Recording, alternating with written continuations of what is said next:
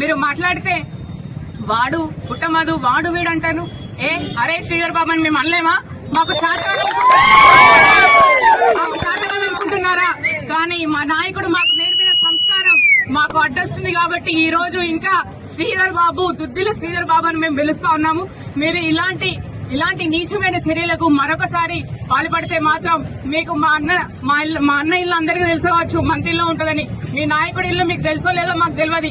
ఆ ఇంటిని దొరకబట్టి అదే విధంగా మీకు where there is action there will be equal reaction మీకు మేము కూడా చూపిస్తాం. బీఆర్ఎస్ పార్టీ నాయకుల సత్తా మీకు అందరికీ తెలియజేస్తామని చెప్పి ఈ సందర్భంగా తెలియజేస్తా ఉన్నాను.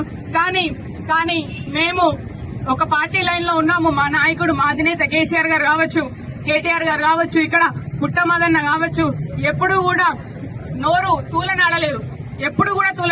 కానీ మీరు ఎప్పుడు ధైర్యంగా ఎదుర్కొని బహిరంగంగా